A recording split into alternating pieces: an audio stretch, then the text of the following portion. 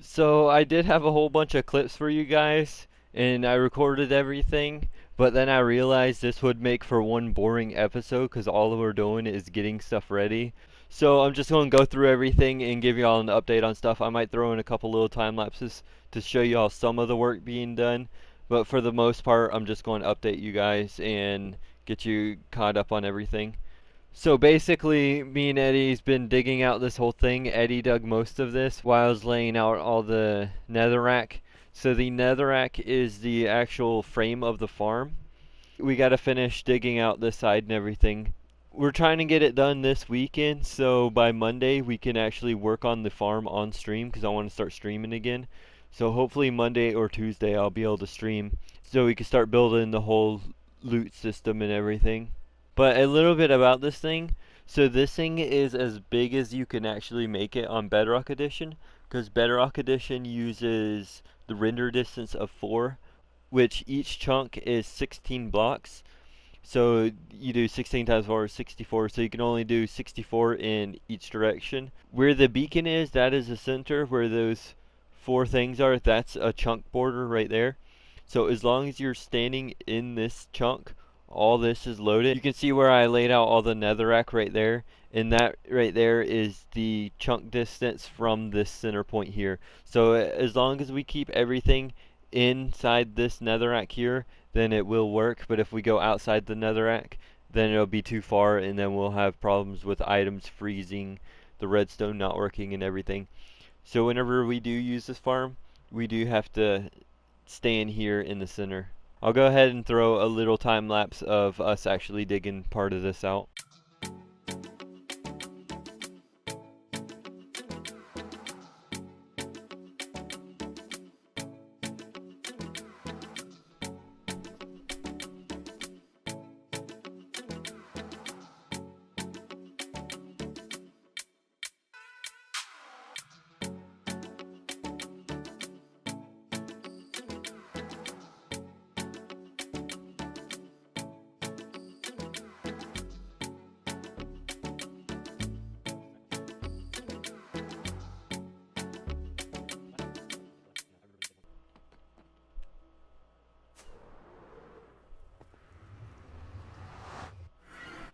So I did actually manage to get some building done in this episode.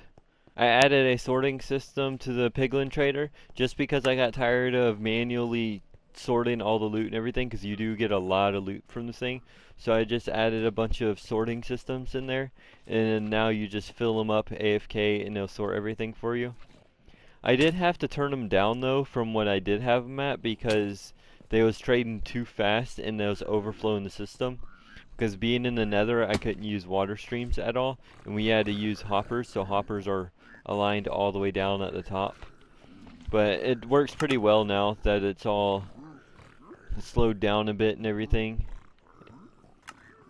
But this trading system does give you a whole lot of loot. Like a lot of it, I don't even know what I'm gonna do with most of it. The quartz we do need, because we need a whole bunch of quartz for the sorting system that we're building. So that's the main reason I went and upgraded this, just so we can get the quartz and also crying obsidian. Those are the main 2 things that I need from this farm right now. So we're just going to keep this running and keep collecting quartz. Also, with this farm, as long as we had it and as much as we've been trading with it, we managed to get a whole box of netherite hose, and I really don't know what to do with this many hose. So with all the building and digging out of the way, we did a lot of mining because we do need a lot of materials. We're building the whole thing out of quartz, so we need a whole bunch of quartz, and we also need a lot of redstone because this thing is massive. So we did some mining. I'm not sure how much Eddie got, but just me, this is what I got, and then Eddie got a bunch too. These 4 shulkers right here are full of blackstone. The blackstone's actually for the dragon over there, but since I was in the nether farming and everything, I went ahead and picked up all the blackstone I could find and everything. So that's for the dragon whenever we get to that step. And for quartz, because the whole build is made out of quartz, I got a shulker and I started working on a second one full of another quartz ore. So that's quite a bit of quartz ore. It's probably not enough to be able to finish the build or build the whole thing, but it's enough to start, and then we can just farm more later on. And as for valuable resources like redstone and everything, this is that box. So redstone is mainly what it was focusing on, and this is just how much I got, and then Eddie got quite a bit too. I got 2 stacks of diamond ore also, and then a stack and a half of ancient debris.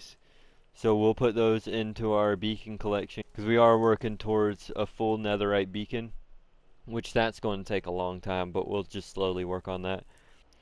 Alright, so with that little update done, I think I'm going to go ahead and end this one off here. I know it was short and everything, I just don't want to bore you guys with a whole bunch of farming and just digging and preparing and stuff. So this was kind of just a quick update on everything. I am wanting to do some streams this week working on the loot sorting system and everything, so if you want to stop by the streams and everything.